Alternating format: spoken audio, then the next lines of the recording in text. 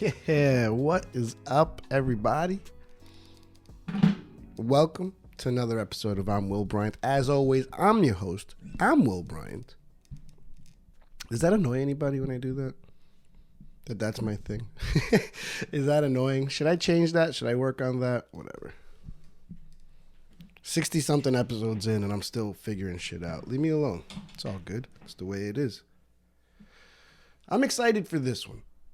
I mean, it already happened for me. I did the interview. I was excited for the interview. I'm excited to present it to you guys. I'm excited to give it to you guys so that you can now consume it. This week I've got my boy Jordan Perry on the show.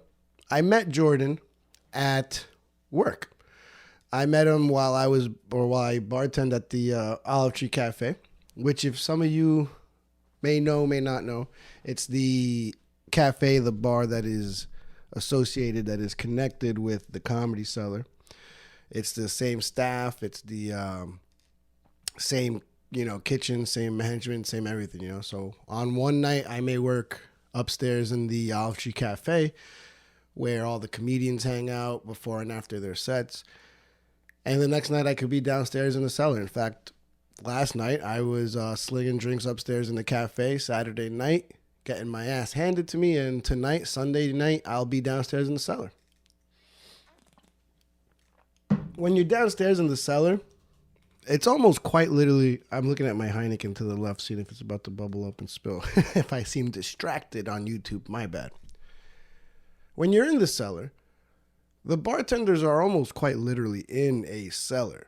We're in a secluded room by ourselves where the servers funnel in and out while we're making drinks like a madman and madwomen. So we don't have a lot of truthfully, we have zero interaction with the clients, the customers, or anybody. Sometimes it's nice, Sometimes if you're in a curmudgeon-y mood and you want no contact with the outside world, it's nice to be in your own little cellar within a cellar where all you got to worry about is cranking out drinks and getting rid of those drink tickets. It's not bad every now and then. I'll take it. I'm not always the nicest guy. I know that. Sometimes I don't want to fucking talk to you. Leave me alone. I don't care about your commute. Commute? I don't care about your commute. And I don't care if you want to correct how I mispronounce words. Don't talk to me about the weather. I don't care if you think it's cold outside. I don't care if you think it's, really nice and you should enjoy the day. No. Sometimes I just don't want you to talk to me. Other times, I'm very happy to talk to you. I'm a hot and cold kind of guy. That Katy Perry song was about me. Actually, somebody once told me that there was another Katy Perry song that reminded them of me. And I'm not lying. The name of the song is You're So Gay. And there's a line in the song that says, you should hang yourself by your H&M scarf. And when this person told me about this, I was wearing an H&M scarf. So, Katy Perry, words hurt. Just want to say that. Okay? Where was I before I got lost? Sometimes it's nice. It's hot and it's cold to talk to people, to see people. Sometimes I want to say, let me talk to you. Yeah.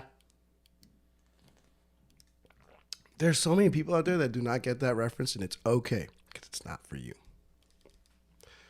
Jordan Perry, see how I'm bringing it back here? See? Is one of those people that make me glad to work an Olive Tree Cafe shift. He's one of those guys that when he walks into the cafe, I smile. I like talking to him. I like seeing him. He's a cool dude.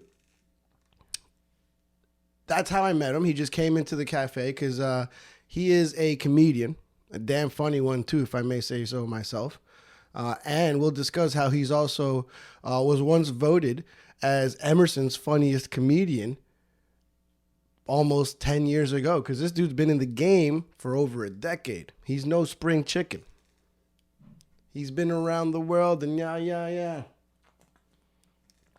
In fact, we talk about all the places that he used to reside in. He's from Atlanta, went to school in Boston, and finished in LA, moved out to Vegas, and then finally made it out here to New York City. Those are 5 pretty essential hubs for comedy and entertainment, if you ask me. So I always find it very interesting to talk to this dude whenever he comes into the cafe. And I knew from a year ago that I wanted to have him on this show. I wanted to have Jordan Perry on I'm Will Bryant. But I thought, I'm not ready for him yet. This show isn't ready for him yet. I wanted to show him that I am, that this show isn't just a sporadic once a month kind of thing. I wanted people to know that I'm in here every week, week in and week out. And I wanted him to know that I have interviewed other people and that I will treat you right. I will, promote what you got, put you out there on social media, all that stuff. I wanted, quite frankly, I didn't think that the show was good enough yet for Jordan Perry. See, I might be putting Perry on a pedestal here, to steal a line from 40-Year-Old Virgin. But I admire him in this sense. He's doing something that I strive to do. He's a comedian. 10 years in the game, I'm not even, I still struggle to even call myself a comedian just because I've been on stage. He's hitting open mics. He's hitting real shows. He's throwing and producing his own shows. He's someone that I actually ask for a lot, or ask for a lot of advice. Sometimes not even outright, but I just pick his brain whenever I can, And you'll see that I pretty much do that for an hour and a half here. See, at the Olive Tree Cafe, you don't only learn from the comedians that are passed at the cellar as they eat and drink at the comedian's table and I get to listen. You also learn from the comedians that are yet to be passed at the cellar, that are striving to get there someday, but they hit all the open mics and all the comedy areas and scenes around the area. See, the Comedy Cellar is in a pretty big comedy hub. You've got a lot of places right nearby where other up-and-coming comedians that are kind of right on the cusp get regular spots where they work their shit out over there. And then, hopefully someday, some of them end up at the cellar. I think Jordan Perry is one of those people that one day I wouldn't be surprised if he's finally passed and has, some of those 11 p.m. slots on a Tuesday night. He's just got to keep at it. He has been for 10 years, and I don't really see him stopping anytime soon. You guys could probably realize the same thing that I do. This guy's got some talent, and he's probably going to go places. All you got to do is listen for the next about hour and 20 minutes, and you'll probably figure it out. And then you'll be surprised who he finds is a very talented R&B singer, but you got to tune in to the very end for that one. Either way, I had a lot of fun talking to Jordan Perry. And, one last thing. This is the second episode in a row that I've had to record on an iPhone 8, which is 10 years old at this point. I'm not sure. I'm bad with dates. So you'll see a noticeable, downgrade in video quality once again this week. Sometimes I come off pale as hell. The white shading on the video isn't great. I don't know, maybe Jordan's darker than he is, but he looks lighter on this video. I know for sure it looks like I am like Powder from that movie in the 90s, which I think only half of you have ever seen. Anyway, not to say that it takes anything away from the episode. Me and him still had a great conversation. It's just if you notice that I look pale in some shots, now you know why. Other than that, I think you're going to enjoy this one, man. Without further ado, guys, this is my conversation with the one and only Jordan Perry. Actually, you know what I wanted to do before? What? You got to tell me quickly, can you list all the places you've called home in the past? Like all the places you've lived? Because every time I talk to you, you have a story about somewhere else. Yeah. I'm like, when was this? That's true. So let's see. Born in Georgia. Okay. I spent my whole life in Georgia, like up middle school, high school, all that. Then college. What part? Is it like Atlanta? Marietta. So just outside of Atlanta. Mm-hmm. And so for college, I think I definitely wanted to get out of the South. Like a lot of people, and from where I'm from, they go like, well, time to go to college, going to Alabama. So then they go right back home after 4 years in Alabama. And it's like, well, I want to see different parts of the country. You went pretty opposite then, huh? Yes, yeah. So I went to school in Boston, and then my last semester in Boston, for school in Boston, I spent in LA actually. So did my last semester in LA. But so did you transfer out? No, you didn't transfer out of Emerson. You studied like in LA for Emerson? Well, Emerson has an LA campus. Oh. They have like a satellite campus because it's like a big film school. So they're like, here, go out to LA, do a semester. So I actually did like my second to last semester in LA. Okay. And then my last semester in Boston. But that's then a nice little hack there to visit LA.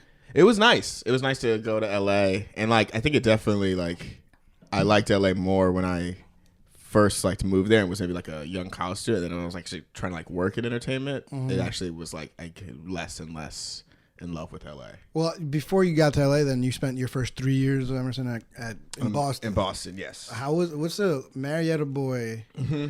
How's it transition into Boston? Boston was great. Oh, okay. Boston's amazing. You ever been to Boston? Only twice for like the day. I've never like actually spent a night in Boston. Oh, really? Yeah. I loved it both times. One time I was like before. I always remember my past either before drinking age or after drinking age.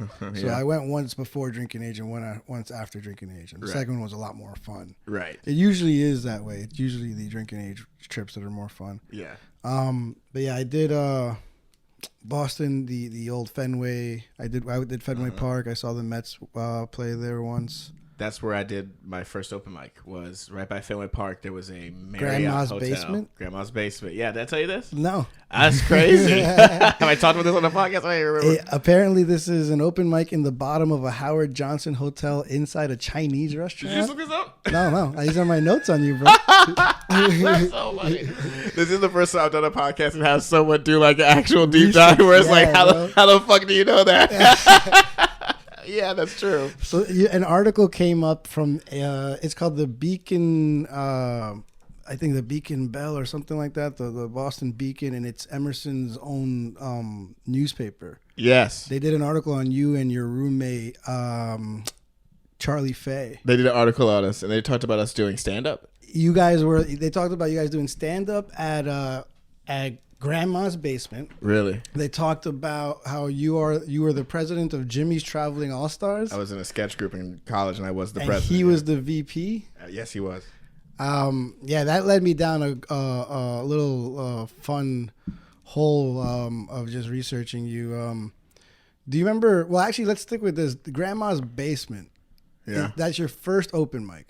Yes. How did you hear about an open mic in a Chinese restaurant? So in that sketch group, there was another guy named Griff, who I was a freshman when I joined, and he was. So Jimmy's Traveling All Stars is the name of the sketch group. Yes, got it. And I was a freshman when I joined. He was a junior, and he did stand up. Okay. So he would go while we were like doing our sketch stuff, and like after a while, I was like, let me just go check this out.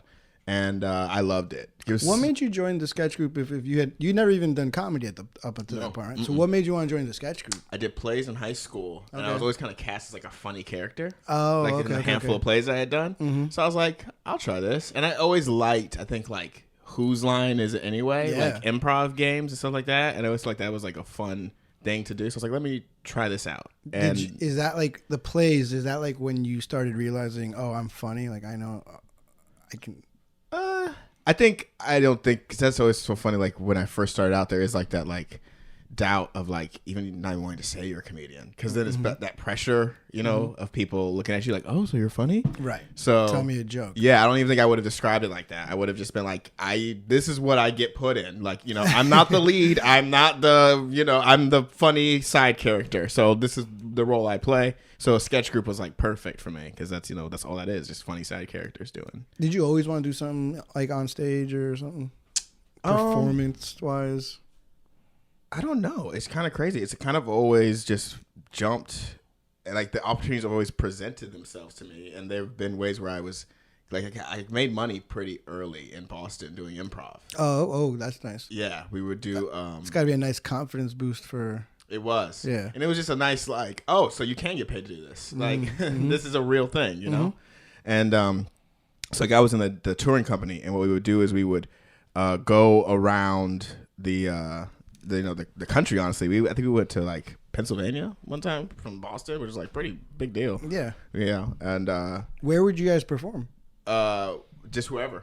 We were the touring company, so if you contacted the theater and said we want you guys to put on a show, we'll go wherever. You know, Wow, they'll okay. just quote you and they'll send us out wherever. So we did a bunch of gigs, and we would do anti-bullying gigs. So like we would do those too. Like we'd go to like school a lot. Yeah. So like middle schools, or I don't think we ever did a high school, but we do like middle schools, and like they'd call an assembly and be like, "All right, guys, we're here to talk about bullying. What's that? Well, you know, like how when you make your friends feel bad, like like that."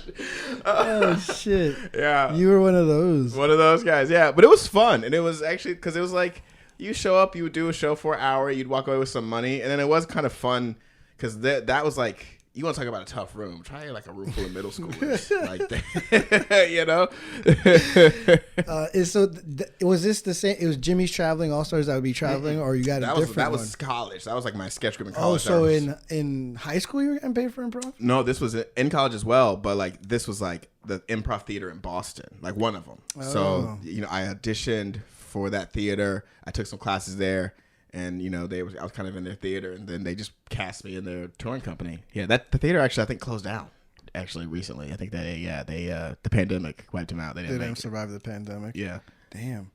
So in the college, you're part of the Traveling All Stars. Did you also have something called Inside Joke when you were in college? that's my show now. Inside Jokes Yeah. with Erin Mikhail Staples. Staples. Yes, that's the show that we run. We're currently homeless. We don't have a venue yet. Right, because you were at 1-1 right before. We were, that, right? yes. Yeah. I don't know why it said that. It was Inside Joke was also the name of Emerson's stand-up showcase, apparently. But Oh, really? that's what it said in that same article. Okay, so maybe it was called that. And that's purely coincidence that my show now is called Inside Jokes. Sure, that's so funny. You sure it's not that I caught you in You know what's thievery? funny? AI, I think, is what came up with our name. Inside Jokes? Yeah, I swear to God, Erin's like really big with computers and AI. I swear she typed into the prompt, "Give us a name for a comedy show," and one of them was Inside Jokes. Because it's not bad. Yeah. All right, sure. You just blamed AI. Right, it was the robots. That's funny. So how did the first open mic ever go at Grandma's Basement? Do you remember? It went well. Yeah. I remember it was. I felt like, because I think whenever you're doing comedy, obviously the thing you want is the connection. I'm saying or doing something, you guys respond in the way that I want you to respond. That's what we're all looking for, you know. So when you're doing sketch, that is harder for me. I mean, I think I still love it, and like, you know, if I ever get asked to like write on sketches or be in sketches with people, I'll do it. But it's harder because you have to include other people in that. So me and your sense of humor have to align, Right. and it has to align with them. Yeah. So that's a little bit harder, you know. And I think at the time too, it was like I was coming out of high school, going into college. Emerson's like it's a very white school. Emerson? It is, yeah. Okay. I mean, back then it was like it was some like students of color. Like it was definitely like a large population, but it was a pretty white school. It's like a liberal arts school, you know. Okay. So like, I think my sense of humor, you know what I mean? Like it's just like there's a white mainstream sense of humor, and then there's more ethnic communities that are minority communities or different, like, you know, tighter knit communities that have different senses of humor. So when you have to take your sense of humor and put it into more of a mainstream, you know, this is for everybody to understand. That's a little bit harder. Versus when it's just you, and you can go, okay, I'm gonna do this joke, and I think it's funny. I know other people would get it. I don't really care if y'all get it. I don't gotta explain it to anybody else. You know, and get approval to do this. Yeah. So did you feel like you suddenly opened up something in stand up with your creativity that you didn't have when you were just doing sketch comedy? Yeah, because you just don't gotta like think about. I mean, I don't know. It's like kind of hard to describe. Like, I don't know. So like, what's your background? Like you're Spanish, right? Yeah. What is it? Like? Colombian and Puerto Rican. Colombian, Puerto Rican, right? So, and all white sketch group, you're Mexican. And you gotta sit there and go, am I okay with this? Okay, maybe I'm okay with this, but also like, are Mexicans gonna be pissed at me? Like, you know, like, there's all these things you have to consider. Were you the one black guy in the group? In our group in college, yes, I think I was. And I'm trying to think, but they were also like, I think we had Marcos was Cuban. Marcos, the Mexican. Yeah, he was a Mexican. The Mexican, right. as I learned. And then, we had kids who were just, it wasn't like all like, I'm not sure like it's all just like white, but it was like a very like, you had to, there were things that I felt more just like comfortable approaching. Topics comedically when it's just me and I only have to worry about my skin in it. You wrote sketches as well as not just acting. Mm-hmm. Yeah, that was like almost a requirement, really. Like, I mean, you could just be in the group and just act, but you're not going to get in anything. Got it. It's kind of like how SNL works. It's almost exactly that's how we modeled our group. Where it's like, if you want to get on stage in the show, you got to write yourself in. Right. Other people will be nice, maybe, but ain't nobody doing anybody any favors. What was the difference? Did you go up with like written jokes for Grandma's Basement too, or I had ideas that I thought would make good stand-up jokes, and I just kind of riffed it and just said, let me just try it out. It was real low stakes. Is that still how you do it now? Yeah, I don't like writing. Like, I always feel like whenever I see someone at an open mic and they have typed up notes, I know they're gonna bomb. Like, you're about to eat a dick. Typed up, like printed out? Yeah. Okay. Too much effort. iNotes or notes on the iPhone is okay? I think that works. Okay, but I'm talking like typed up, yeah, like I'm about to read a speech. Like, you're too prepared, Okay, I see. Yeah. I got you. Yeah. I'm learning. That's good. I will never print out my shit. Right. Yeah. So, because I had everything written out before I ever went up on stage, like almost like every line. I told myself, pause here, act exasperated, right. And I did not think going into it I was going to be that detailed in my writing. I thought I was going to be like a riffer or whatever, and then I was like, I don't want to. I was too terrified to riff. Right. I think it's different muscles. I think like, you want to see people get up there and do different things. Like, the audience can tell when something's really, really written. They can also tell when someone's up there and just really kind of just in the moment and just vibing. And they want to watch you do both. And what you decide to do is you just read in the room and be like, all right, what do I need to do for these guys? Yeah, I think part of what I'm trying to go through is go in there super written, but try to, as I do more of these open mics, learn how to make that seem way more like off the cuff and relaxed and shit like that, really? so that they don't think it's as I don't want, how Seinfeld, part of his I guess like mystique is it does sound super rehearsed, but it's that it sounds so pinpoint that's like the art in it. Carlin had a little bit of that too. Yes. Where it's almost the act that it looks so polished and rehearsed is part of the act. It's part of the joke. It's a magic trick. That's the way I think of it. Like, when David Blaine does his shit, it's a fucking trick. But when you're watching it, you go, that's fucking dead. How do you do that? Yeah. It's real. Sometimes I think he just does real shit too. Like, I mean, yeah, he's a great. I don't know. Have you seen that thing where he puts a nail in his hand? Like, oh yeah, that was real. Yeah, right. That was so tricky. He really did that. That's what I mean. Like, yeah. But when I guess he's a bad example. Maybe like, when a good magician does a card trick, they just pull the trick on you. Non-masochist magician does one. Yeah, no. All right. I was thinking about this today. This is like an example, I think, of like a perfect joke to me is Patrice O'Neal's roasting Seth MacFarlane at the Charlie Sheen roast. And he's roasting him and he goes, my problem with Seth, because Seth MacFarlane is the roast master, he goes, my problem with Seth is Seth doesn't have a partner like the South Park guys or Hanna-Barbera. Like, we all know that story where Hannah said, I'm bigger than Yogi, and Barbera slapped the shit out of him. he goes on and says, Seth needs a Barbera to slap him, and slap him twice. One, for knowing why people love you, it's the cartoons, and two, just say you're gay. And then like goes on, hilarious. But the beginning part where he says, we all know that story about Hanna-Barbera where he says, I'm bigger than Yogi, and Barbera slapped the shit out of him. Is that even true? Who the fuck knows? No, but we all, in that moment, as soon as you said it, you just go, okay, yes. You buy it. Yes, I have heard this before, and I accept this. Yes, exactly. Patrice, is he early? He was a Boston guy initially. He was originally. Then he went to New York. Then he actually spent some time like in London or some shit like that. Did he? Yeah, he went. I forgot who. I heard say this on a podcast, but he spent time overseas because he felt like people here were either his growth was stagnant or people weren't getting him much. So he went somewhere like completely different where he felt like he was a little bit more unique there. I mean, he obviously was. He always. I think it was He talked about that a lot. The industry not really like getting what he was doing, but he's so influential to me. I mean, unfortunately, I think if he was wouldn't have passed away, he probably would have been one of the bigger comedians out right now. Absolutely, I think his podcast probably would have been huge. Yeah, dude. Yeah, in the era of, because he was like on, I think maybe Opie and Anthony a lot or something like that. Yeah. And as crazy as that got, podcasting just has like no rules. You can say whatever. So if Patrice on his own podcast, like, yeah, I could see that one doing numbers.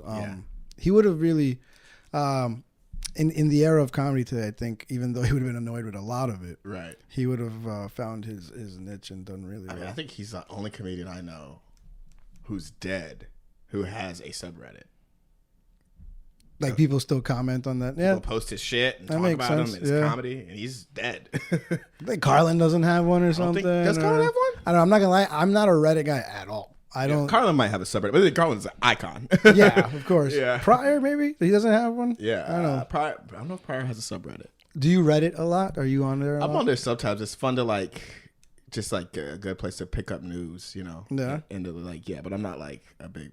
Like, I don't like to post a bunch. I'm only on Reddit when someone sends me a Reddit or something. Oh, like really? That. Yeah, and then I'm like, what am I reading? Is this some of the communities in there are absolute just garbage. Some of them are pretty funny though. the comedians? Communities. Oh, but then there are communities for comedians and like comedy. Like, do you know who Brendan Schaub is? Yeah. So the fighter and the kid subreddit. I've heard about this fighter and the kid. It's like, isn't it like the most toxic? Yes. The whole subreddit is annihilating Brendan Schaub essentially, basically, and Brian Callen too, I guess. But not even really. Really, they really just focus on Brendan. It's crazy that one of them can get like accused of sexual like misconduct, and they're still like, nah, but Brendan though. Yeah, you're sitting next to you're singing next to Gringo Poppy over there. And there go, fuck that guy. Yeah, fuck that guy. Yeah, I actually do you know about the whole truck walk thing? Yeah, I didn't know what that was, and I just fell into this vortex of YouTube links and whatnot explaining the truck walk with Brendan Schaub, and I saw the clips. I was all in. I was like, I thought I was gonna be annoyed by this. I was like, no, I'm all. The LA comedy or podcast scene has become like a novella of it like within of itself. It's a lot of drama. Yeah. I literally watch like those recap videos like on a weekly basis. Yeah. I sometimes catch those, and then sometimes I'm like, what the fuck am I watching? Like, this is like ridiculous. I became, I don't know if it's because I started podcasting more, but like part of my brain tells me consume podcasting stuff, and it'll seep in somehow. Right. It doesn't. It's just, it's my salacious entertainment, you know. So either way, and it's funny because I strive to like not be a podcast that like would ever want to cause drama or something like that. I fear confrontation like way too much. Really? Yeah, I think so. Yeah, I don't like the discomfort of someone like actively not liking me or something. Really? That's comedy's rough. You know, as I said that out loud, you know, like, you know what, like, I think it'd be okay with me if you don't like my comedy. Right. But if like you think that like I wronged you in a way or something kind of like that, when someone's actually upset with you. Yeah, right. Yeah. If my comedy was so bad that they felt wronged as a person and became upset with me, then I guess. I mean, I have seen some pretty brutal, like, the kids not even really doing anything; they're just not doing good, and people gone just it's bad. Yeah. That reminds me of one of your videos on Instagram. Can you tell me about the time you threw money at a heckler?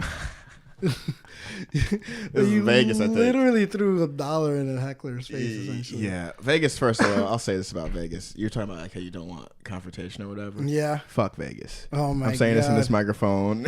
Give me all the smoke you got, Vegas. Fuck your city. Damn. For comedy. Did we finish the list of places you've lived?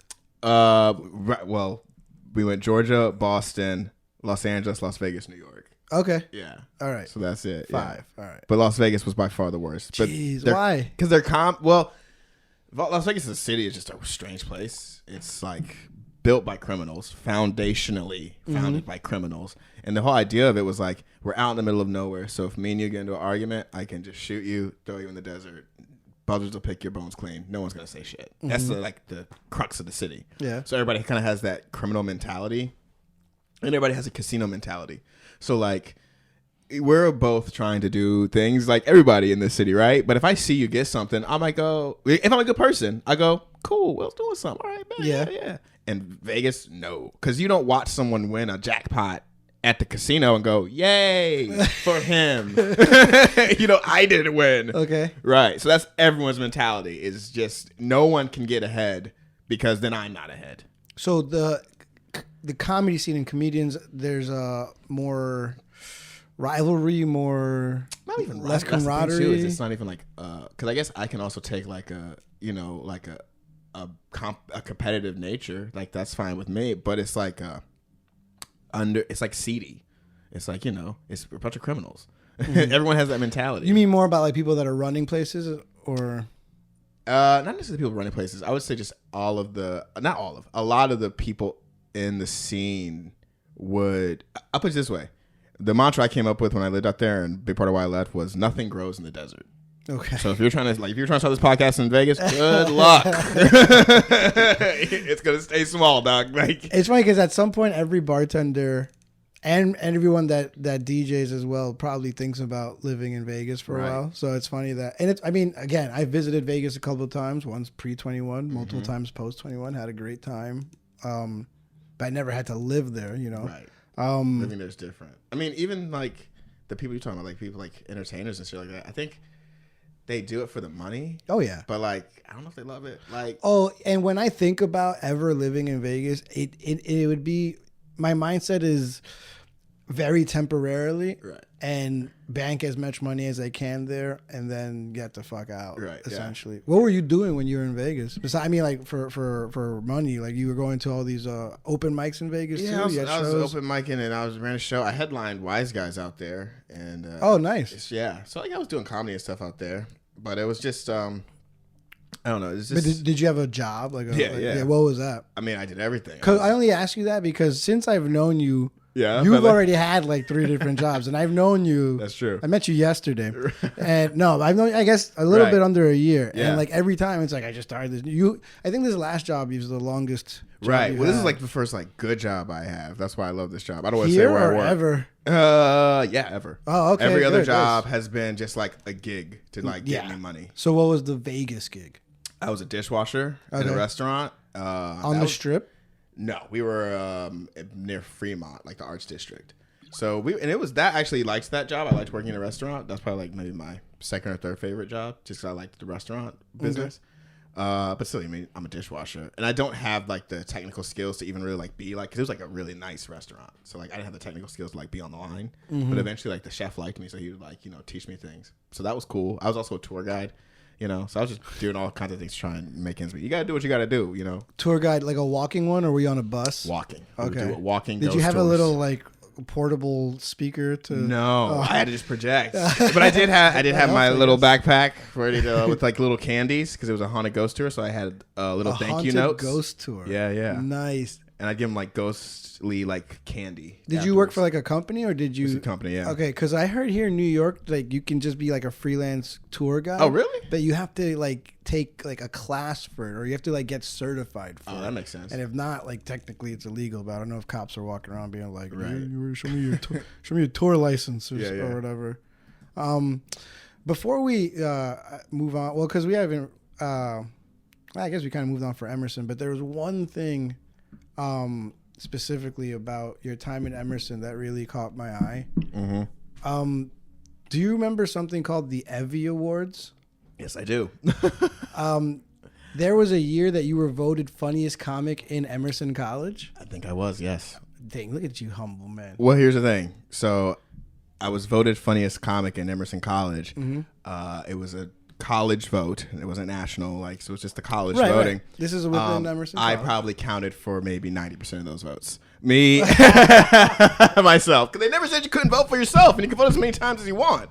So I just did that. Wow. So like 10 years later, we're learning. Yeah. We're learning, because this was on. Here I am. I'm like, wow, he was really successful. But you know what? Yeah, No. Here's the thing. When you're in show business, you got to do what you got to do to make it, dog. Because that looks good. The funniest comic at Emerson, bro. Hell yeah. And I don't even know how many people were even voting. Like, I really think it was just the people in the competition voting. I don't even think anyone else voted for themselves. I'm pretty sure. Well, I mean, I don't know. I didn't ask. I just know I did. Damn, that's. But the winner got to perform at the Emmys, which was like a cool deal. Yeah, I saw it. Oh wow! I actually. Are you playing it right now? Oh my god! I haven't heard this in forever. So last fall, the Emmys held a stand-up comedy competition to determine Emerson's best comedian. The winner, Jordan Perry, was voted funniest comic by online voters. Do you remember your Ladies and set? gentlemen, he I has do. no relation to Yeah. Perry Or Matthew I think Perry. or Tyler Perry. Or my third grade crush, Mark Terry. It's actually a really impressive He is, however, one of like show because I learned Yeah. that the Evie Awards is the nation's largest student-run multi-camera live award show, It is. It was huge. which is something that I thought was kind of impressive. And it looks like I've seen videos of like SAG Awards that don't look as good as it's this right professionally now. run. I mean, like Yeah. they do a very good job. And Look at how young you are. I'm gonna probably put such a a video. favorite. You guys had a chance to see The Sixth Sense in the past 15 The years. 6th Sense bit. Oh my god! That movie's incredible, is it not? So much talking, so much setup. You're just like, oh my god, Bruce Willis was dead the whole time. Mind blown. You even it's funny because like I feel like you don't dress like this anymore. No, I didn't even dress like that back then. But I have to, because you saw like how they were dressed, right? Like he had a Yeah. suit on, she had a dress, I this think. is your formal attire. But I'm still doing stand up, so I can't. And Yeah. I'm also not fucking Seinfeld. I'm not going to go out there in a suit. Like I'm It's like 20. a plaid. It's like a plaid shirt Yeah. with untucked into his jeans. Because also my audience is all of my student like colleagues or like students, and then like old faculty, parents. So it's like a very mixed crowd. It's but for some reason, whenever they cut to the crowd, it's just old white people, Right. In the fucking footage, and just staring at me like, what is this? But that's the thing is that like, so that's the thing that they cut to that. But from my memory of it, because I think that venue sat. Can you look it up? It's the Cutler Majestic. How big is that venue? I don't know, but it looks like there's easily a couple hundred. I'm thinking if it hits 1,000. Yeah, I think it did hit 1,200. Cutler Majestic. Cutler Majestic, yeah, in Boston. I'm pretty sure was the theater.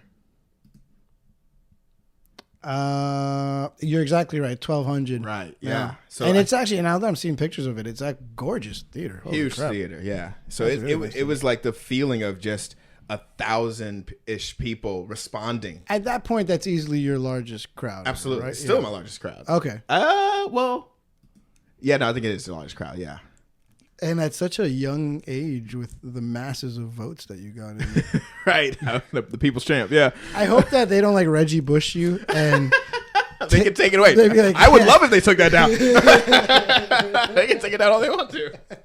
give us back your award. You stole the Evie. I didn't even get an Evie. I just got to perform. So Oh, really? I won't Oh, have it to wasn't return. like Evie. For Yeah, I'm Evie-less. I don't think I have a single Evie. Wow, that's you know what? Because it's true. They specifically said they didn't say Evie award winner. They said he was voted. Right. It makes it sound like you were just on a MySpace page. Well, because here's the thing. It was funny. So the competition actually changed. So it was originally looking for funniest, whatever they said, to open for the show, like do warm up for the hosts. Right. Well, they actually wound up like changing it. I've always heard those like gigs, like opening for an award show like that, are like really tough because like no one's paying attention apparently or something. But they pay you so much. Wait, Even just doing audience warm up for like. oh no, that's was this a paid gig? no. Was opening? Would that have been a paid gig? No, Oh, but okay. I would have. I'm just saying it would have been different in the show. Like I wouldn't have. That was during the show. Mm-hmm. And then like so, Bill Burr was actually there because he went to the school and he got a lifetime achievement award. Oh, he Like went that. to Emerson. Yeah, so he was there, and so Bill Burr actually got to see me do stand up. And afterwards, he goes, "Hey, good job," and I like shake his Nice. hand. So it was very much more a part of the show versus if I went up, before the show even started. I was gonna say, I think this is way better. Yeah, way better. So it was Yeah. like a little bit of an upgrade. Because originally it was just like, yeah, we'll just pick someone to open. But then I think I like had worked with the director of that, who's his name is Kevin Bright. I don't think he co-created it, but he's like a big producer on Friends. I think Okay. the other producers created it, but he was like, I mean, I went to his house. Dude has a massive fucking house from Friends. And He lives in Boston. no, he lived in California. Oh, okay. Oh, yeah. That Yeah. makes, your last year. At But he Emerson. probably had a house in Boston. I mean, he had Friends money is good. I could only imagine. Yeah. He I think hooked me up and was like, let's put him in the show. So you, not an Evie Award winner, no, unfortunately. But you do leave Emerson with your bachelor's in, was it cinematography? No, it was just film. I think. Film and video production then? Yeah. So you lied on your resume? Cool. You might want to fix that. And then you leave. We'll go back to LA in a second because we were in Vegas talking about throwing money at a heckler, and you started getting into how seedy and all that stuff was. So yeah, Vegas seeded. First of all, and I'm joking, Vegas. I'll it be sounds back. like you got seedy. You threw money at someone. Like Vegas turned you, dude. Like, It probably did. Because here's the thing about Vegas too. I think. Are you a Harry Potter guy? no, but I have seen all of them. So, okay, just don't I never read the remember books, but I saw the movies. Yeah. Remember in the movie where they have the Horcrux and Harry, Ron, Hermione are all fighting? I think so. Is that when it just makes everyone act like? Yes. Yeah. Okay. Yeah. It makes everyone act crazy. Right. That's Vegas. That's Vegas is a Horcrux in yes. it of itself. Yes, exactly. You Very get it. nice. And that's what happened. So like I think I By the way, Vegas is a Horcrux sounds amazing. Really? I enjoy that very much. Yeah. I think your second special should be that. You have a special, huh? well, I shot one in Vegas. Yeah, I think I just took it down off YouTube. I was about to 'cause say, I'm man, reusing you some of those scrubbed clips. the internet of it because I did. spent a while looking for this. Where's 30 by Jordan Perry? That's It true. wasn't out. I might put up on my Patreon one day behind a paywall, but for now, the day ones, the real ones saw it. Now I Okay. like that there's Sorry, there's I'm a at day legend. You got to two, create man. some The Feed. lost special. right. Yeah. Is it called 30 because it was 30 minutes? No, yes, and also it was my 30th birthday. That's when I Oh, shot it. nice. Double entendre. Yeah, there. yeah, yeah. Very creative. And now it's nowhere to be seen. Yeah. No, all right. Was it because it got like 2 views and you were like, fine? like 900. But that wasn't even, it wasn't even like That's a nice. fine. It was like a put it out and then I don't know. I just was like, because I do think it's like, why have it out there for free? I don't know. I feel like people, when we think about like monetizing all the stuff we do, it's like we put stuff out there for free hoping that people see it. But then like you were just talking about listening to Patrice on Opie and Anthony. Someone might pay to, Right. if you had a catalog of, oh yeah, I got all this shit, The line of thinking that I've heard from other comedians that have done it, and I mean like comedians that are successfully touring right now, is that although like let's say Sam Morril, and I think Mark Norman did this too. They both put out a special on YouTube, but then like their next one they got paid for, and that was like either Netflix or whatever. I think it was Netflix for both of them. Right. But they did say that the YouTube special served as essentially an advertisement Right. to sell their tickets on the road. Yes. So that in that way, they still don't regret giving that first one away for free. Right. I don't think I regret either. Because I think it was also just about doing it. Like, it was a production. Like, I had to hire someone to shoot it, edit it myself.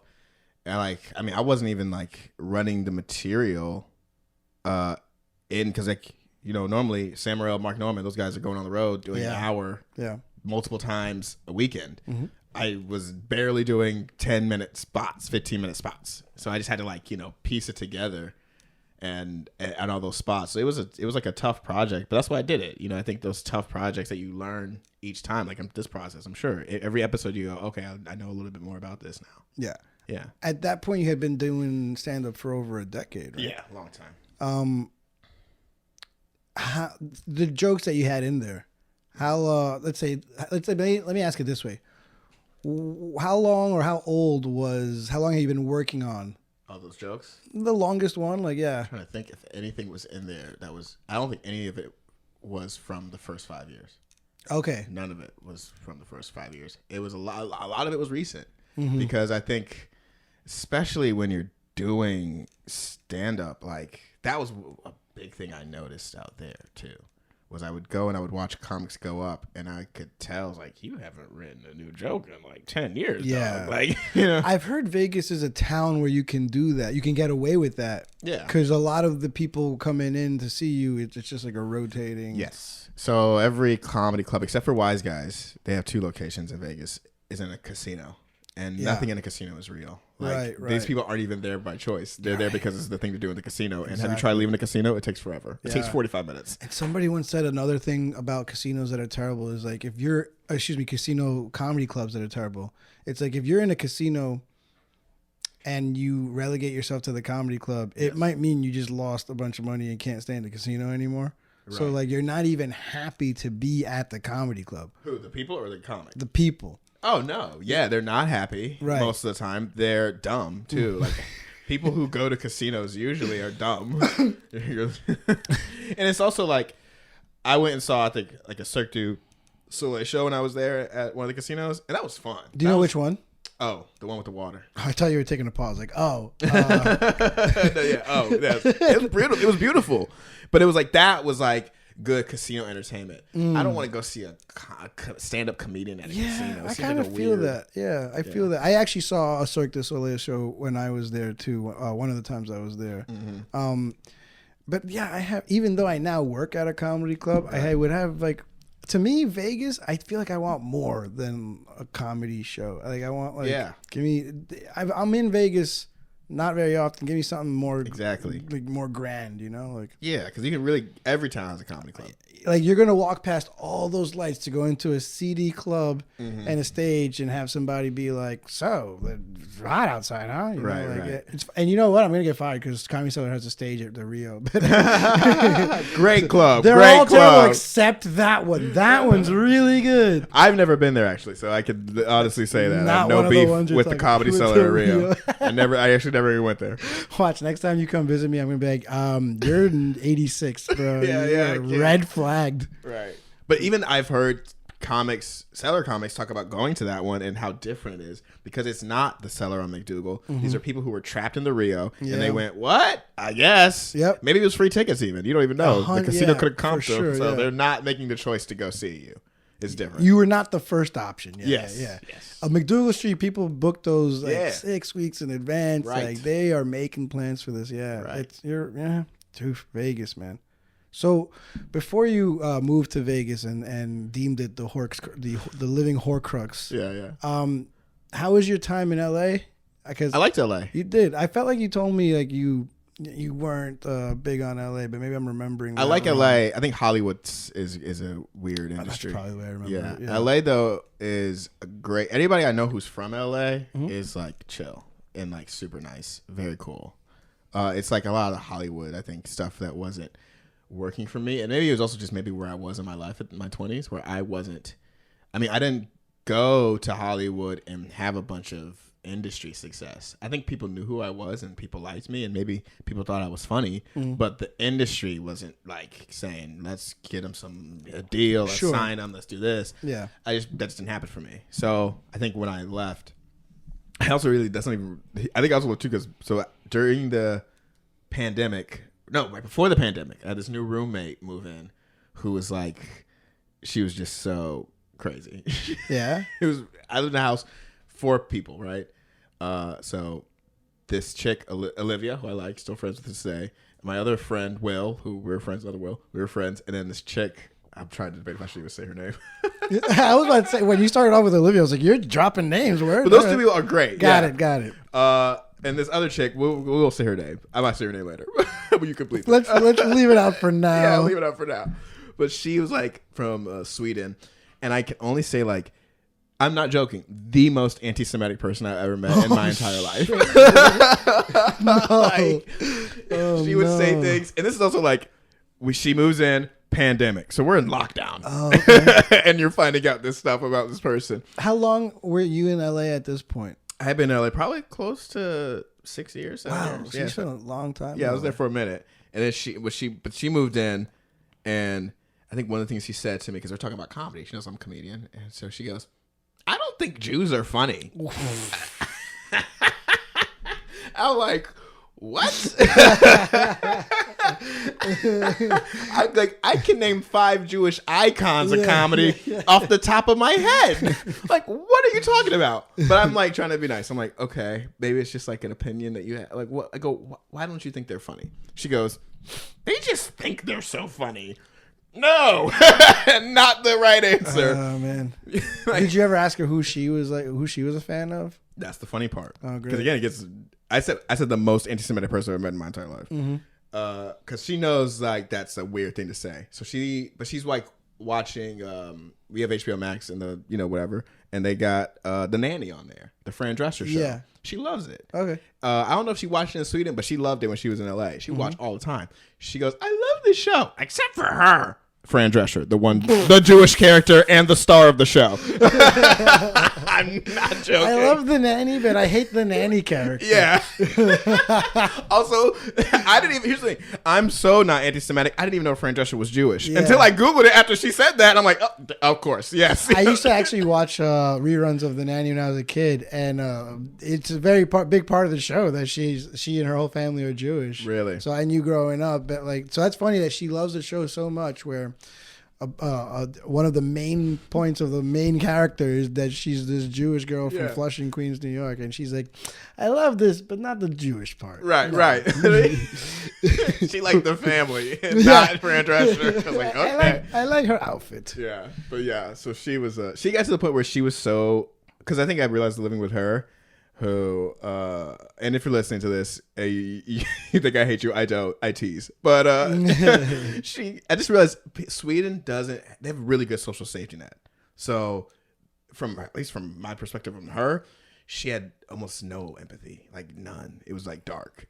And it made me like, just, after being in lockdown, it was quarantine, remember, pandemic. Yeah. Like, I was like really trying to see like if she was a sociopath, like a full on sociopath. Like, did she have empathy? And we're having a deep, deep conversation, long conversation.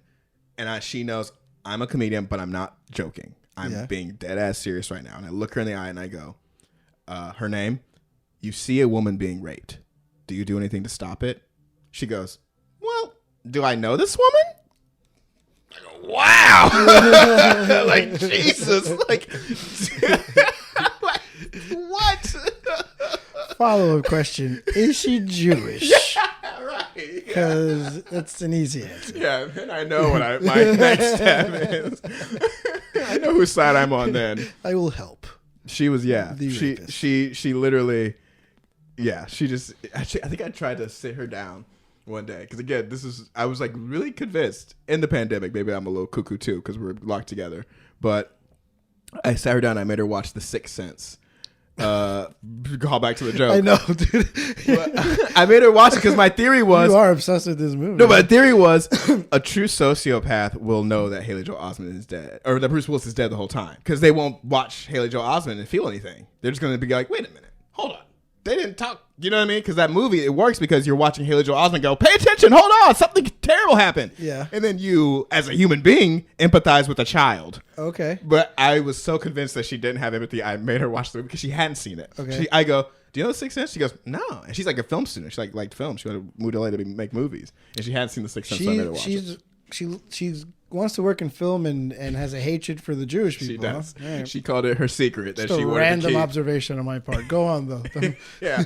And I will say this. We did watch The Sixth Sense, and she loved it, and she did not figure it out, so I think she does have some empathy. Little bit. If you're a small little boy who sees dead people, she will empathize and listen to your She story. might be redeemable, is what you're saying. Is Haley Joel Jewish, though? That might have... No, I think he's a nice little Christian boy. Okay, good. I think. I don't know. Yeah. Oh, man. So I'm just trying to like gauge your timeline on because I actually thought you lived in LA for shorter. So you spent like most of your life in Georgia then. So it's just like what, 3 years in Boston then? Yeah, like 3 years in Boston. And then 6 in LA. Yeah, like 6-7 years. All right. And then how long were you in Vegas? Like a year. Wow, you knew you hated it. Yeah. All right, so now we're finally going to finish the story. Why did you throw money at someone? That's what you're talking about. Yeah, swear to God, I'll get us Because back there. in Vegas is, again, it's just a town where people are like, they're just so, it's a Horcrux. So like, remember that scene in Harry Potter where like Ron looking at Harry and he's like, the fuck is this dude looking at? Like, he's got that attitude of like, Yeah. But this glasses motherfucker, what you looking at me for? Okay. So this chick I think the stage honestly might have been like, for her perspective, as high as this table is. Like, this table is at my middle of my belly. She took her foot and put it on the stage. Oh, one of those. That's a huge pet peeve for comedians. Huge right? pet peeve. Yeah. Because it also makes us feel unsafe. It's like, are you going to walk up on stage now? You're 1 foot on stage. Yeah. Are you coming on stage? Yeah. You know, which I've had happen. And guess what? The comedy clubs don't do shit.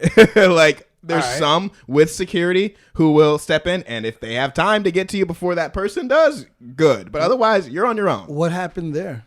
I'm trying to think. I just have people get on stage. It happens. People get on stage sometimes. So, but like, this was this to attack you? This lady? No. This other time that you said someone else got on stage. I think in Vegas, I invited someone on stage, and like, it's just You invited someone on stage because it was like I think it was an open mic or whatever, and it was like, I mean, it was again just shitty Vegas. Vegas is so shitty because like I'm hosting the open mic, and I'm probably a decade in at this point in comedy, so I have no business hosting this open mic. I'm really doing it to be nice. Got it. To the community in Vegas, and they don't appreciate that. Yeah, the city community, they don't appreciate that. So like I'm doing my set, trying to warm up the room for this open mic that everyone else is participating in, and none of them are paying attention. They're on the back of the room, which is a pet peeve of mine. Like, that will piss me off.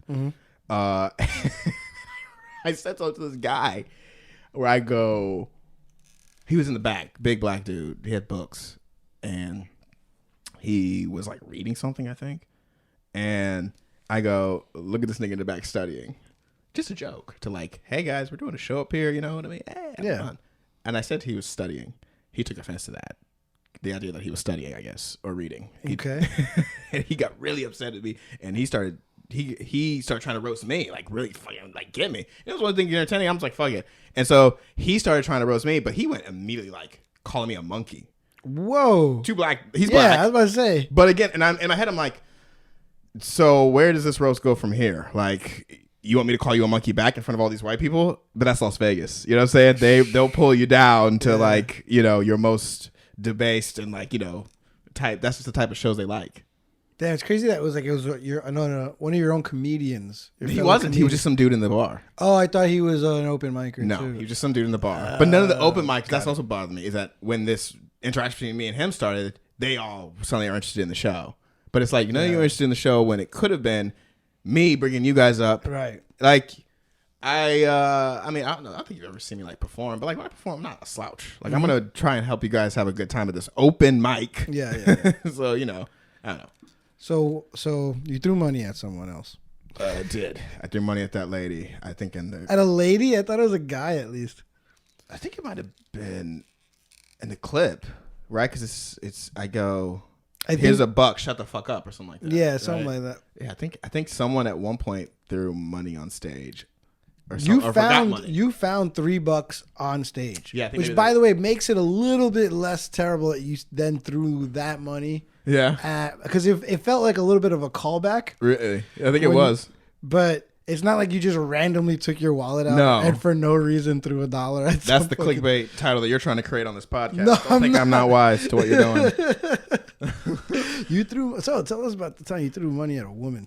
Right. I think it was just on. The money was from the previous comic. I think they had somehow dropped some money on stage, which is weird. Yeah, I don't even know what happened. But and then that lady, I think she had her foot on stage or was talking. It just bothered me. I mean, she was in the front row. If you have your foot on stage, also if you're talking, front row, talking, like, what are you doing? This is the one place you can't do this. It's weird because you have to put in a lot of effort to put your foot on stage, something that's like waist high. Yes, that's the thing that bothered me. I'm pretty sure that's what happened to the clip. I haven't watched it in a while, but I'm pretty sure her foot was on stage. It was so high, like that can't be comfortable for you. But I think she was doing it. Maybe it's the way I was reading because I'm also in Vegas, but it's like the Horcrux shit where she's like, yeah, fuck yeah. What are you going to do? I was like, okay. Gonna put my foot on stage until one of these guys snaps. Right. God. All right. I finally got the money on stage, like why you did it. I just didn't. I didn't know or couldn't tell from the angle that there was something. I bet if I rewatch it now, I might see the foot now. But. Yeah. So I was curious if you did like any film or work like that, and so I look for you on IMDb. Yeah, I'm probably on there. And Jordan Perry comes up. And this is the some of the films that Jordan Perry has worked on. Really? Curry Cream Pie 8. Yes. My It's a hairy great one. cream pie 4, Of course. and she swallows 10. She swallows 10. That was a great fucking franchise. So apparently there's a porn star from like a decade ago Really? that has the name Jordan Perry as well. I'm assuming it's a girl that loves cream pies. I don't know if it's a girl that loves cream pie. Oh, right. Could be a guy that loves I cream pies. assumed it was a guy. Right. And let's be honest, she probably doesn't love it. It's work. for You know her. what's crazy though is that this Jordan Perry did win an Evie Award. Shut up. That was best cream pie goes to. Jordan Perry. Oh, damn. All right. So you left the Horcrux that is Vegas. Yes. And I would tease Vegas. Like, there's a lot of good comedians back there in that city. That's so funny, too, because going back to that story with that guy where, like, I think I lost my shit and just started yelling at everybody in the room. And and I think one of the comics in the room recorded me. Oh, wow. It just to record it and like spread it around, and no one ever said anything to me. But it was just one of those things where it was just like, that was why I was also leaving too. Where it was like, not only were you guys not supporting me when I'm trying to help you and host this mic, but then you do some like, I don't know. I'm not the guy. If I saw you messed up, I'm not gonna record you. And if I do record you, I damn near ain't sharing that video. Right. around. Yeah. It almost sounds like it's part of it's a violation of like an unwritten rule or code or something. It's like a friend thing. It's just like, Yeah. someone's dirty when they secretly record you. Yeah, no, for sure. Especially in a moment where you're pissed, like you're Yeah. having like a low moment. But also, if you're a comedian trying to aid in any way of like another comedian, I don't want to say downfall or demise, but like if you post that somewhere, it's not Right. It's not in your best light, you know. Right, Like, right. It's always the person in the audience that posts that video. And then I think for me, when I found out that he recorded it, he never talked to me about it ever. Never he went, yo, that shit was crazy. What was going on? You know what I mean? So like, This was your boy. Like this was someone you consider I a see friend. him, I dap him up, I say what's up to him, but I know, Yeah, I know how you operate. I know how you Yeah. move, dog. I saw that. Damn. Yeah, So fuck Vegas then. yeah. But you did enjoy some clubs, maybe.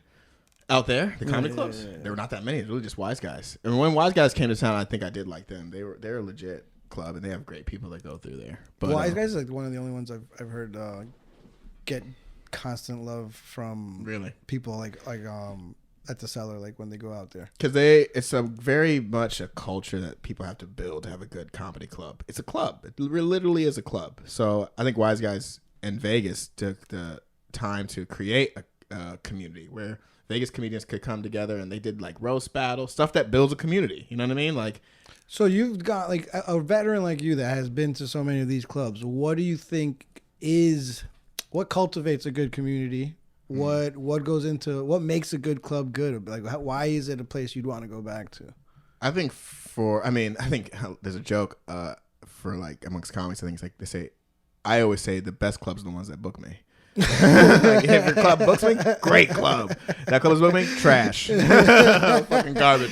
Got it. Yeah. That's rule number one. Right, rule number one. But I think for me, it's like a community aspect. I think well, you can feel it. I mean, you probably see it all the time when you work behind the bar. You know who's a member in good standing at the club and who's not so good or in shaky. You know, you can watch people's, standing in the club move around. So I think a club that keeps a good, environment around, like they got good people around, good comedians around, and those comedians want to create. So I was gonna ask, when you say like build a good community, you mean like a combination of comedians and staff and like people in charge? So you're not so much the audience. The audience comes to the good community. They go where the good comedians go. Got it. And the good comedians go where there's a good club. We're like, oh yeah, the staff's cool, the place is cool, you can hang out there. The good comics are there, the cool comics, quote unquote, so that's where they want to go. But I think, you gotta have a good, I'm sure it's a bunch of people who are and the reason why the Cellar has, its reputation in the city as being a very good club. But I think Noam does a good job of not being a dick. I think we talked about this yesterday where he don't know me at all. But every time I see him, I give him a nod and he nods back because he's just like, he's just a dude. He's a normal guy. So like, that's cool, Have you had not to get into specifics, but you've had some bad experiences with Absolutely, yeah. We talked about that. So yeah, I've worked at clubs where, and I won't say her name, but I already fucking said other people's names, but but she only works there, so it doesn't matter. But she was a booker at the Improv, and I was passed at the Improv. Right. Like I'm passed. The club has said I'm a good comedian, and you're the booker, and she would not make eye contact with me. And we worked together. I worked at the club. Yeah. I was one of the sound guys, and would not make eye contact with me. So it's like that attitude is like, yeah. That's why even though I worked at that club and I was passed there, I didn't like that club as much as I liked like other clubs because it was like. You felt like an outsider. You felt like, okay, I'm not in here, I guess. I'm not cool enough to look you in the eye. Do you remember the first place you were passed? It was that club, I think. It was. In the Improv. Yeah, it was the first club that ever passed me. So I was an employee. And so like the way they were trying to model. So comedy clubs in LA were totally different than comedy clubs in New York. How so? Comedy clubs in LA, the staff are usually comedians and usually get to go on stage. That's like the model that the store does. That's very successful for them. And that's kind of what. So like if you're a door guy at the store, that's almost like a credit in Los Angeles. Yeah, like you can get on shows. There's a lot of great comedians that used to be like. I think Maron was a door guy. A lot of guys. Jim Carrey. I think there's a lot of my friend Willie Simon's a door guy right now. He's killing it. So you can, it's like a real big deal to be a door guy at the Comedy Store. So a lot of clubs try to have that. Work style. And it's funny because now that you mentioned that, I remember once I got hired at the Cellar, realizing that is not the case at all for our class. The door guys do not have any desire to do any comedy. So right. We have the same tooth like forever. Right. Yeah. Yeah. But that's how the Improv was trying to work. Was they were trying to like have, I guess, staff be able to audition and get passed and get spots. They were going to develop talent through that, hopefully. And I did the audition and I got passed as an employee, which was cool. But then it never really led to too many spots because they had a crush on the door guys at the store. Who did? The Improv. The booker at the Improv. If you were a door guy at the store, hi. Okay. She make eye contact, look you in the eye. Hi, Will, good to see you. Yeah. Me, the door guy at the club she works at. Whatever. Who's this guy? Is that who you got the job through? No, I got the job through, I think, the general manager, and I think there was another booker there who was still there, Rita, who I love. Rita's great. She's the one who passed me. She liked me. She was very friendly. Again, that's why I don't completely say I dislike that club. It was more just that person was like, their vibe was bad. Yeah. But Rita created a great vibe where she was like friendly. She would be at the mics and she would talk to you. She would talk to everybody. Good, bad, super professional, like big time headliners and like open micers day one. She would talk to everybody. She was just a friendly person, that's gotta. I guess that's gotta help. Absolutely. So you guys noticed that shit right away. You notice if like there's comedians coming into a club. I guess you can tell if the community is good or yes bad pretty quickly. You would think. I can just tell. I mean, I think also it's just a matter of in comedy you get so much disrespect the first decade, maybe in the first 15, 20 years. Who knows? So you're very aware. You start counting when someone's like, they're not treating me the way I want to be treated. And I'm aware of that. And I don't have to work with them. At least I am. Like when I first moved here, I noticed all of the clubs that let's say the Cellar is at the top. I was like Cellar, Stand, and like New York Comedy Club. Those are like at the top level in the city. There's clubs that are lower and there's clubs that are lower than that and lower than that. The clubs at the very bottom level were by far the rudest to me when I first got here. Just rude, weird interactions. What do you think that's about? I don't know. I really don't know why people act like that because it's so not my nature or my personality. Like I'm a friendly guy, even if like you're a huge headliner or you're new, I'm gonna be friendly. But like I think a lot of people have the mentality of there's a finite number of spots. Here's another person moving to the city, and he wants to know how to get up here. Well, I only get like 8 spots here. If he gets here, maybe I'll only get like 6 spots. That's the mentality they have. So they don't want to be friendly and inviting. Versus the Cellar, New York comedy clubs, the Stand. I've had I count on one hand between those 3 clubs. One experience. That was it. One experience, one time with one person where it was like, that was kind of weird. But then everything else was chill. Is this including like other comedians as well? Or? Yes. Yeah. Yes. Because I see you when you walk in, like you are cool with I remember thinking this guy knows more people than I do, and I work here. Like the comedians will acknowledge you, and for me, it's just like, really?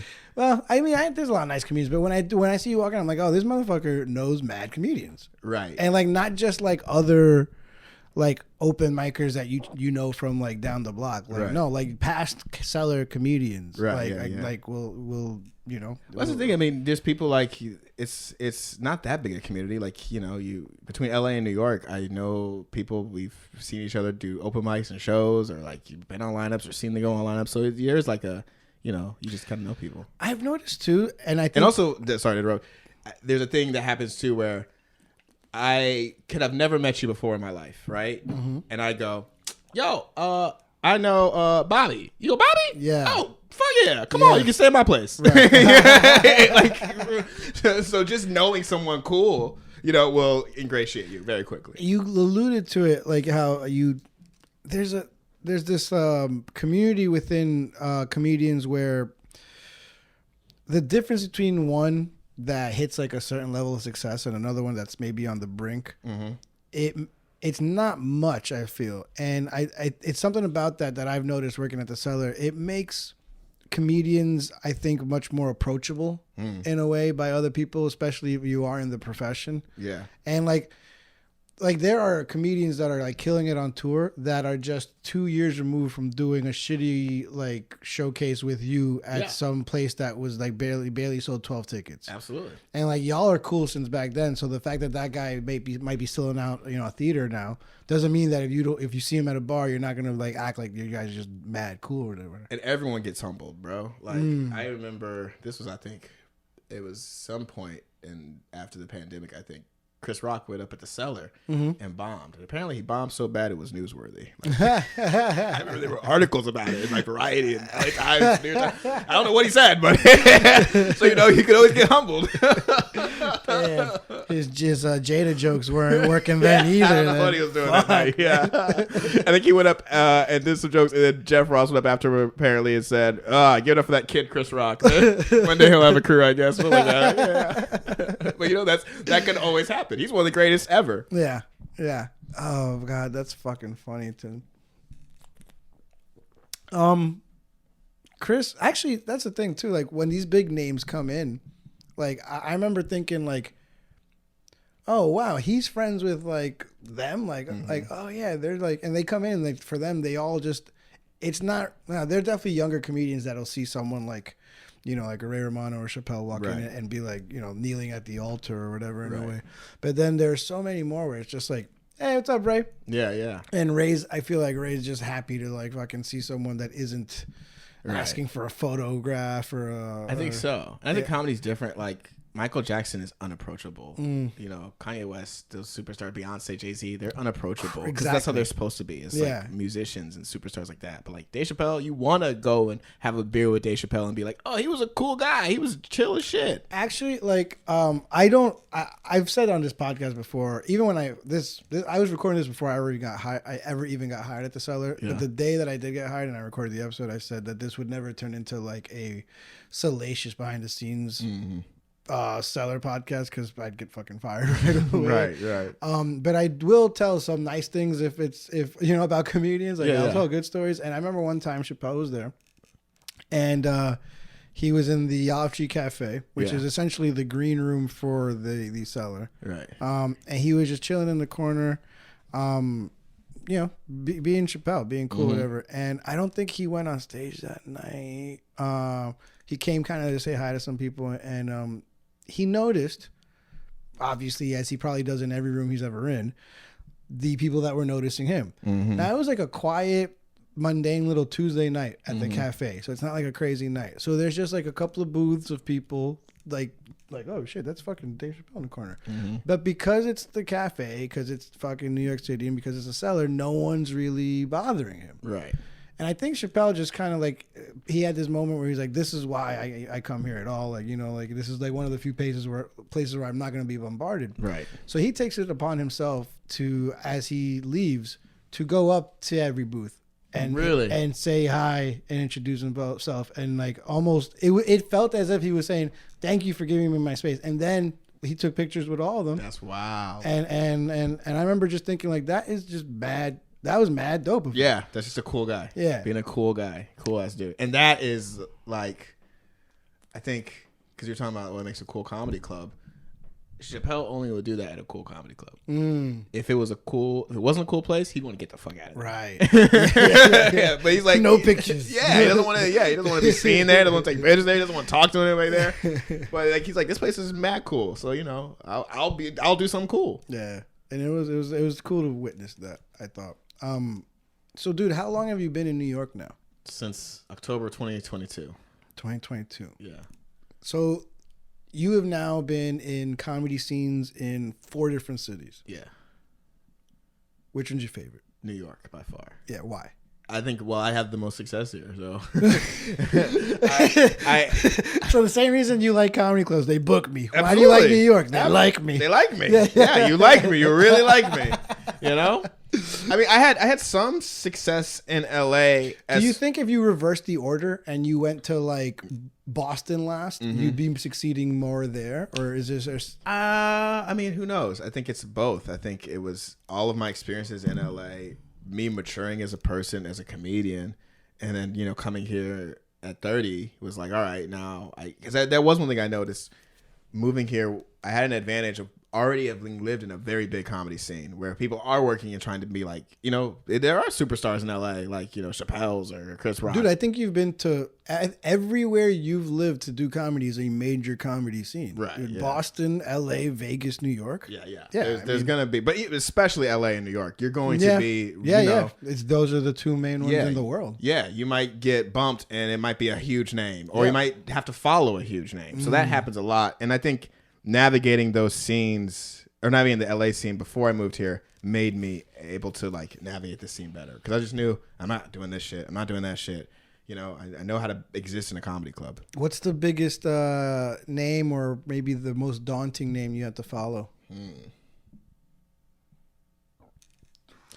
I think that also was not a huge problem, but like that was also why my career wasn't taking off in LA, because to get seen by those huge names, remember the booker at the club that I worked at didn't like me. And she wouldn't even put me on a lineup where someone big might see me and go, yo, that guy's fucking, Wow. So she wouldn't do that. So it never happened. Like out of spite, essentially, you think that happened there with her?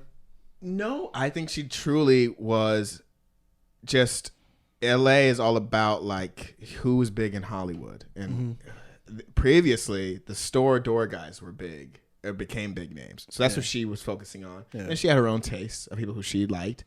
I just wasn't her cup of tea, I think, in that regard. I don't think she disliked me. I mean, I got passed at the club, and she did. I remember when I did my audition, it was a pretty good audition. Like I got passed before I did the employee audition. So like there was an official audition, but I had been doing the mic, and the other booker, not the one that didn't love me, the other booker saw me do it so much, and she was like, you're doing the open mic and I'm watching you here. Why am I going to make you audition? I've seen you. You're fine. Like, she gave me a spot as a passing comic before I actually auditioned. So I think that was Rita. You said her name was Rita. Yeah, very nice. And the other one didn't. She just didn't. Fuck with me because she was never at the mic. She never saw the comedians at the open mics. Yeah. It's a big part of it. That's why going back to like Noam and other people at like the clubs that I do like here. It seems like the people in charge. No, me just making eye contact with the open micer and not acting like I'm better and holier than thou is a huge deal. Yeah, because it makes them feel like, okay, maybe I could one day be up here. It's also it's disarming. Yes, in a way, and it makes you like, again, I don't know. There's something about comedy that I feel like makes people that are striving to do anything in it make it feel approachable. And I guess not even the comedians, but the venues, the people that run them, You have to make it approachable. I think it's like one of the things I hate the most is watching comedians get on stage and there's this thing people do now where it's low energy, but they're not even putting effort into the low energy. There's low energy like I'm trying to think. Like Dimitri Martin, I guess, is like a low energy guy. Or Nate Bargatze. But you're not going to sit there and say he's not trying when he's still performing. He's putting in effort. Yeah. Then there's people who do the opposite with it. They're low energy, and also it's like, do they even care that they're doing this right now? Like, we're watching this, and you don't seem to give a shit. Like, I can't stand that. Like, I want to go to a place where people are happy, they want to put on a show, and they really want to entertain these people. Where do you think you learned the most? Where? What city? Mm-hmm. Where did I learn the most? I mean, I think I'm always learning. I always try and stay, vigilant and always take things in. So always. I mean, I think I've learned a lot here in New York. I learned a lot about, I think, just learning how to exist on stage. I think that was a big thing in LA. I was younger and I was newer, and you get nervous. You're like, oh God, I'm performing, and in the store or the improv, maybe this Laugh Factory, maybe this will be it. Maybe this person will see me, and then, oh God, what if I get on this show? And then all of a sudden, you keep imagining all these things happening that haven't happened yet. Yeah. But in, I think, New York, once I moved here, I realized it's all just about how much time you got. You know what I mean? Like, if tomorrow I get asked to do a spot and they go 7 minutes, okay, be funny for 7 minutes. Mm-hmm. That's all you got to do, dog. Don't worry about what happens after. Don't worry about, impressing this person or making the booker go, whoa, that was the best 7 minutes. Like, put them up every night now, just do your job. 7 minutes. Do you feel like, I mean, that's obviously something that just comes with reps, right? Right. Reps. Yeah. What's for someone like me, who I'm just starting? Yeah. If you could tell Jordan Perry, even before he was voted the funniest comedian, self-voted funniest comedian of Emerson. Yeah. Like, just easy, tangible advice. It's hours. It's literally like, when pilots fly, they have flight hours. Yeah. Comedians have stage hours. Right. So that makes sense. And you could tell when a comedian gets on stage, and it's like, okay, they got like 1,000 stage hours. We're going to be fine. This is, for this next 10 minutes. Mm-hmm. So just getting up on stage as much as possible in every stage you possibly can is when you're first starting out. Then you're going to reach a point where, you're going to have shows where you go, am I about to fight this guy? Did I scream at these people? Or, I'm miserable. I'm not going to accept every gig. And you'll start having some standards. What's that like? You started like being like, no. So like having standards. Yeah. That's what, honestly, I was mystified by that, like, standards. You're right though. What the fuck? When you first start, I mean, I just now, this is probably like after maybe 10 years of not having standards, like just now I'm like, I won't do everything. If your gig is in the dog park in the middle of the day and I gotta go after a border collie, I'm not gonna do the gig. What if the border collie had solid material? What if it really I can't follow worked the border on that collie? tight five? Thank God. I can't believe that's the degenerate in me. Like, you brought up standards, and I was like, "What?" But you're hungry. That's good. Explain this to me. You want to get up because you should. You should want to get up everywhere. And the challenge of like, can I do this room? Can I do this audience? Can I do this show? That you should do that. But then after a while, you got to have, because that's the only way I think I was able to. However far I've risen since I first moved here, I don't know what that progression is. I don't got a chart, but however far I have risen, I think I rose that way because I did create standards for myself. Where I was like, I talked about payment with clubs that were booking me, and I didn't sit there and get scared and go, well, maybe they won't book me anymore. Right. I was nervous, but I was like, fuck it, I got to get paid. I've been doing this a long time. That's always such an early insecurity that I believe people in any weird, like, fringe industry like this have, like, whether it's comedy. I had it early on as a DJ. Like, the first paid gig I ever had, bringing up the amount of money, like, was terrifying. Yeah, because somebody offered me the gig and was like, "Let me know, like, your rates or whatever." And I remember, like, I was like, "Rates? Right? I don't have a rate." Right? Like. I remember, like, I know. I texted my friend that does DJ. I'm like, "Yo, how much should I ask for?" Like, and he like, "How much do you get for? Like, do you get?" And like, I'll ask like way less than that, you know. So I immediately undercut myself, underpriced myself. I was like, "Well, this isn't like a regular club or whatever." And then like, I was afraid that if I said, "Well, give me X amount of dollars," they'll be like, "Oh, that's way out of our budget. Never mind." Because truthfully, I probably would have done it for free. Right. But they were talking about money, and I was like, oh, my God. Part of me wanted to be like, give me whatever you can, Right. And again, that you can't do that either. Right. You can't, like, then they're going to be like $10 or whatever, And my dumb ass would have been like, deal, You got to always, there's another story that will, like, illustrate Sorry about that. I just fucking drooled. Fucking, As long as you drooled on yourself and not me, that's cool. about asking for money and the way you should always ask for as much as you think you can get. In Vegas, my roommate told me about a show he did where it was like some college.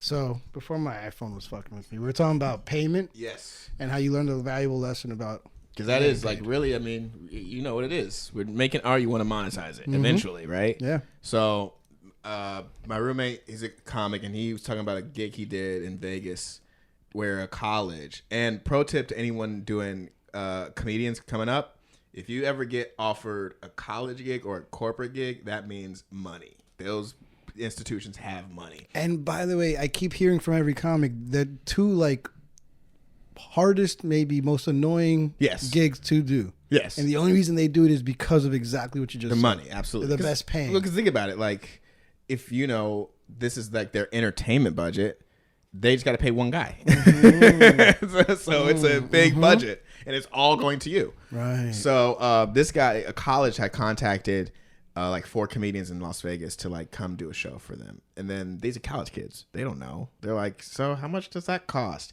I think 3 of the comedians lowballed. They said like maybe like a couple $100, $300, something like that, which is like maybe that's a good amount of money for them. Yeah. $300 for I think they wanted everyone to do 25 minutes and the last guy to do an hour. They were insane. They're college kids. Yeah. They're idiots. Yeah, okay. but they go for 25 minutes, like $300.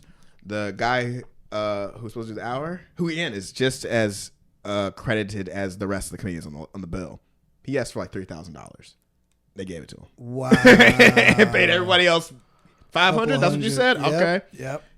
You know, Jesus. Lesson learned. You know. Now, the fear of people not doing that is the fear of losing that gig, then, right? But like also, I mean, you're in your 30s and I'm in my 30s. These are college kids, dog. They're looking at you scared. Oh, what are, oh, do we even have enough? Is he gonna, Yeah. Damn, knowing your worth, huh? Yeah, knowing your worth. I had talking to a comic last night, and she told me she just did a corporate gig. I was like, oh, cool, congrats. But I also met him like she's about 18 months in, probably like the same amount of time you were. Oh, wow. Already knew. Corporate gigs, yeah. Right, exactly. That's my thing. Yeah. It was like corporate gig 18 months in. That's pretty cool. Yeah. Her friend got her the gig because it was his company that did the corporate gig. Wow. I go, oh, did your friend pay you? Nope. No. This dude probably got 5 G's maybe minimum because again he went to his corporation and said, oh, I can get you like 5 comics. So I'm sure they went, well, what's that cost? Like 1,000 each, 2,000 each, 3,000. Who knows how much they had? So he probably pocketed like at least 5 G's and then didn't pay a single comic. That's why he's a successful person. He's not though. I had never heard of this guy. And again, you're talking about like the atmosphere. If I go into a club and I see that guy there, I'll go somewhere else. Wait, a comedian did this to her? Yeah. Oh, I thought it was someone that owned worked at a company, like some type of corporate. He did work at a company, but he was also a comedian. He's also a comedian, right? And so he knew, that's how he knew her. Just seen her around. He probably knew because again, he knows if he asks me, I'm gonna go corporate gig. Okay, how much? Yeah, that's my first question. Yeah. Anybody who's been doing it a while is gonna ask how much. How much? God damn. Because they know you got the bread. So knowing your worth. Having standards. Never heard. I don't know. Not right away. I think in the beginning you gotta be ready to take some shitty gigs. But then after a while you just get tired of it and say, all right, what am I? I'm not gonna do that. I want to do things that I feel good about. Yeah. Yeah. So let's talk about right now. Yeah. You've got the inside jokes. Yes. Show the name you stole from Emerson College. Right. Hey, I stole it. They found that article. I saw AI. That's you're trying to find a home for that, right? Yes. We got some places we're looking at, so yeah, it'll come back. Yeah. I don't want to say prematurely. No, of course, no. Yeah. Don't worry about it. Hopefully, with a good community. Yeah. Have you been? I know you've been doing other shows besides your own. Mm-hmm. How's that going? It's been going good because that's another thing too. Is like you first move here. There's a lot of comics, so even asking people to do their show, you could feel them go, ugh. Really? Yeah. Another person asking, because nobody, you know mean what? Like someone asking to be on their show. Me asking to be on your show. Yeah. Yeah. They could feel the person going, ugh. Really? Because they have like too much to fucking choose from already or something. Too much to choose from, and it's like I mean, I know from when I run my show, who do I want on my show? Who are going to sell tickets? Yeah. Like, you know, if, Right, if you're not going to really bring tickets, then I don't know why I would book you. Why? Correct. Because I got that's how everybody books. You got to sell tickets. Mm-hmm. So I think, yeah, I don't even know what we're talking about. What were we saying?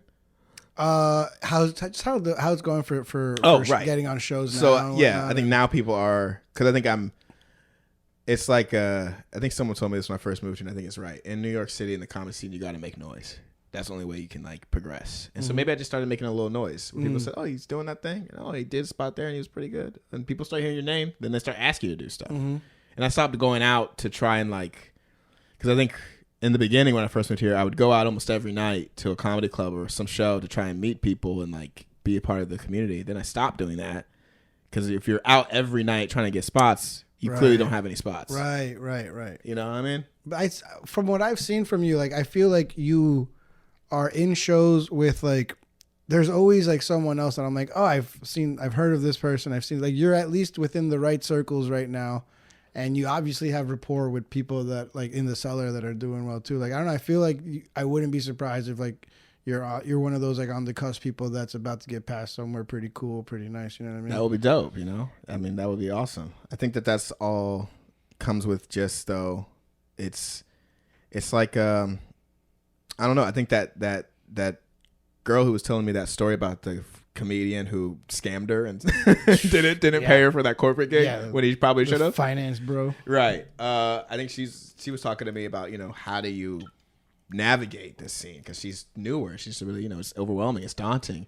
And I think the thing I explained to her is it's about being cool to everybody. It's kind of like what you said. I'm glad you said that. When you tell me I walk in, I seem to know everybody. It's because I do it on purpose. Like, I really do try to be nice to everybody. I think it's important. Yeah. It's also, I don't know why so many people are dicks in this industry when it's so humbling of an industry. Right.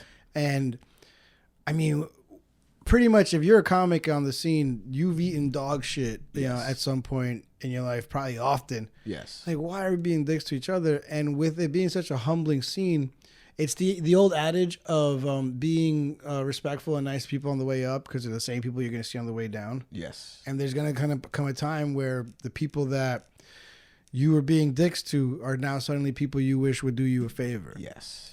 So you never know. And I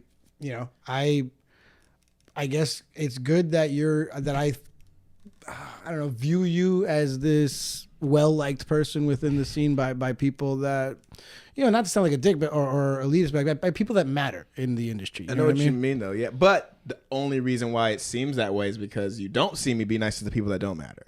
You know what I mean? Because that's not noticed. Right. You notice when, oh shit, is that person talking to? True. Yeah. But but the thing is, because I mean, I've been a dishwasher, I've been a door guy at a comedy club, I've been like those bottom rung positions. Yeah. I remember who would come in and be kind of like ugh with me, and you know who wouldn't, and you know you remember. That makes a lot of sense, because like I've always it's weird. Besides fantasizing, imagining, daydreaming of success in industries, whether it be comedy or DJing or even podcasting. I don't just dream of the actual success doing the medium. I also end up dreaming about how I would treat people throughout the process and how I would want to be known and talked about and remembered. You know, like I want people to like if I ever did in my wildest dreams and I became a successful comedian, I want to come back to the Comedy Cellar and have that current staff walk away thinking like he's mad. Like, he's mad nice. He's just mad cool. Right. Like, I want when people ask, like, what's Will Bryant like? Right. He's the nicest. Like, he's a real one, you know? Right.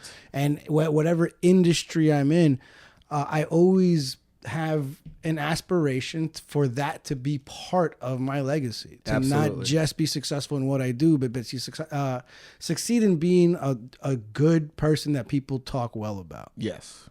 And I think, because it's always funny to talk about that. I feel like in comedy, there is wiggle room, because there are comedians who I know who have been dicks to me, who I think are very funny. And if they wanted to work with me, or if I was booking a show, in a heartbeat, I'd put them on stage. Of course, yeah, dude. And you could probably say about music, about acting. You know, like I always say this. I might even pull up the video on my phone. because I think it's a popular thing on the internet, especially on Reddit, amongst white guys to go like, why is Chris Brown famous still? How does he have fans? And I'm like, nigga, are you fucking kidding? There's a video on the internet right now. You can fucking find it. It's called Chris Brown is Incredible. He's at a concert. It's packed, thousands of people. And he's got his hat on. He's got the mic or whatever. He does a front flip, then flips, like peels back on his own body somehow. And this is all within like 8 seconds. And he hasn't even sung anything. And the crowd's losing their mind. And also, he's like, probably like your age, man. Hey, yo, why you guys say he's like like in his mid-30s, dog. Yes. He's like, you guys might be the same age. We're young and spry, man. What are you talking about? I couldn't do front flips when I was 14. Nah, he's like 30-something years old yeah. doing front flip in front of thousands of people. I can't do that on a trampoline, man. Right. Yeah. Thank you for admitting you're a Chris Brown fan and shitting on me all on your Hey, I last didn't shit final- on you, dog. I can't do a front flip either. Fuck you. You're like, he's your age, bro. Motherfucker's old, son. That's what I'm trying to say. I'm not saying he's old. I'm saying, you know what I'm saying. Yeah, the title of this podcast is going to be an avid Chris Brown fan. Avid Chris Brown supporter. I'm just saying. Like, if you could, if I want to find someone who even can do that, to have the balls to also do it in front of thousands of people and not lose his hat. Kept the hat on. Kept the hat on. Like cold, Like those motherfucker. guys in the subways. Yeah. Showtime. Oh man, dude, I just want to thank you for coming through. Of course. Thank you for. I'm glad we're ending on Chris Brown. Yeah, Chris Brown. I am a Chris Brown apologist, by the way. Did nothing wrong. It just reminds me of one of your bits. Before Rihanna, he was a singer. After After Rihanna, he was rapper. a rapper. Oh man, yeah, dude. Like I said when we were talking the other night. Within a day, that was a day shift. You were one of the earliest, I would say. You're not a regular of mine, but you're one of the earliest regulars that ingratiated themselves towards me. Oh man, I got that that perception of you just being like a cool dude. Like I got that right away. I remember just having a dope conversation with you the moment that you ever sat down at a bar while I was working. And I told you just 2 days ago, like I clocked at that moment. I was like, I need to have this guy on my podcast, but not yet, because I don't feel like I've been doing it long enough to be worthy of guests like you. So I just want to say thank you for coming. Much. Thank you for having me. It's been mad fun. And I want to say that I'm sure if you work at it, you can do a front flip just as good as Chris Brown. Don't let me destroy your dreams of doing a front flip. flip. I'm going to tear my ACL. Yeah, right. And you're going to come on stage and just throw $1 at me and fucking walk away. That's your thing. You should just make that your thing. Just throwing you money. pull up video right now. I want to see your face when you watch it, dog. Hold up, pull it up. You Chris throw Brown is in incredible. Oh, Chris Brown? No, I get it. Chris Brown does flips and shit. Oh he's my God, good. you're a hater, bro. All right, Chris Brown. Chris Brown is my Horcrux, as Vegas is. Really? yours. Do you hate Chris Brown? I don't hate him, but I also don't like. I actually was having a conversation with a coworker of mine who this was a sentence she said out loud. Yeah. Ooh, do I want to pay? Do I want to pay $1,000 for a Chris Brown meet and greet?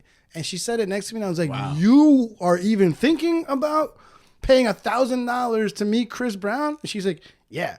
Why wouldn't I? I'm like, you're like, obviously you're a fan. You're Right. that big of a fan. And basically exactly what you said, but with much more attitude and in a much scarier tone. She's like, yeah, why the fuck wouldn't I be?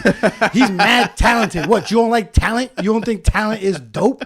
He's mad talented. He be singing and dancing and shit. And I fucking whatever. You sometimes bitches just be running their mouth, okay? So he got a little bop action, but he's Right. still mad talented. Right. And I'm like, wait, did you just gloss over the assault? She's like, I heard she was saying some shit didn't have to be said. She was looking through his phone. What the fuck? You stupid. You don't do that funny. shit, okay?